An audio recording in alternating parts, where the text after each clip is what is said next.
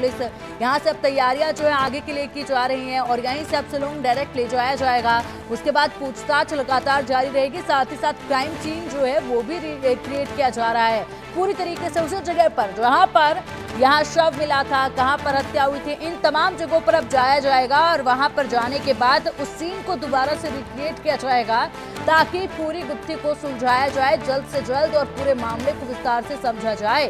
अब देखिए, अधिक जानकारी के लिए पटना का रुख करेंगे। हमारे सहयोगी रितेश मिश्रा हमारे साथ जुड़ गए। रितेश, पटना पहुंच चुकी है सोनम और इसी के साथ शिलोंग ले जाने की तैयारी की जा रही है। फुलवारी थाने में लेकर पहुंची है पुलिस सोनम को।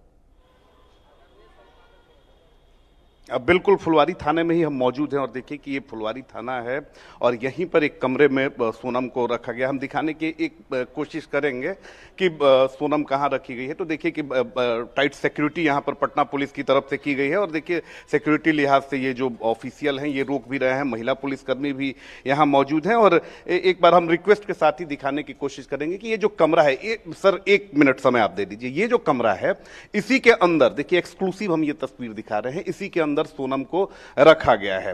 जाहिर सी बात है कि महिला है, लिहाजा महिला पुलिसकर्मियों को भी यहां डिप्लॉय किया गया है और यहां पर सिक्योरिटी को लेकर जो पुलिस है वो कोई कोताही नहीं छोड़ रही है। जो वरीय अधिकारी हैं उन्हें भी ड्यूटी पर लगाया गया है। जब तक सोनम यहां से चली नहीं जाएगी इसी तरह से जो सिक्योरिटी है यहां पर डिप्लॉयड रहेगी। अब बात कर रहे हैं कि सोनम, क्योंकि सभी लोग के जहन में एक ही सवाल गूंज रहा है कि सोनम को आखिर पटना क्यों लाया गया है, पटना के फुलवारी शरीफ थाना में क्यों रखा गया है। क्योंकि देखिए कि गाजीपुर से उसकी अरेस्टिंग हुई थी और गाजीपुर से अगर आपको शिलोंग जाना होता है, आपको नॉर्थ ईस्ट के प्रदेशों में जाना होता है तो सबसे नजदीक अगर देखें तो वो पटना से ही आप जा सकते हैं, चाहे बाई ट्रेन आप जाएं या बाई फ्लाइट जाएं। तो फ्लाइट से जाने की सूचना निकल कर आ रही है। 3 बजे गुवाहाटी के लिए सोनम की फ्लाइट है और दोपहर 1 बजे ही पहले था कि ये निकलेगी, लेकिन टिकट नहीं मिलने की वजह से फिर इसे आगे डिले कर दिया गया है। तो शाम में ये निकलेगी और बक्सर से होते हुए गाजीपुर से पहले जो शिलोंग पुलिस है वो उसे बक्सर लेकर पहुंची और फिर बक्सर के बाद वो पटना पहुंची और अब यहाँ पर उसे रखा गया है। ट्रांजिट रिमांड पर जो शिलोंग पुलिस है वो उसे लेकर जा रही है। तो कनेक्शंस कोई अगर देखें, कनेक्शन की बात करें, क्योंकि लोगों के मन में ये भी सवाल उठ रहा है कि आखिर क्या कोई पटना या बिहार कनेक्शन है, तो बिहार कनेक्शन या पटना कनेक्शन की कोई बात निकलकर सामने नहीं आ रही है। सिर्फ उसे सेफली शिलोंग ले जाया जा सके, मेघालय ले जाया जा सके, इसीलिए उसे यहाँ पर रखा गया है। जी ठीक है, बिल्कुल रितेश। और यहाँ से कब तक अब शिलोंग पहुंचाया जाएगा, क्योंकि उसके बाद शिलोंग में जाकर जो है पूरे सीन को रिक्रिएट किया जाएगा और वहां से कई खुलासे होंगे, तो इसका इंतजार भी है अब सभी को।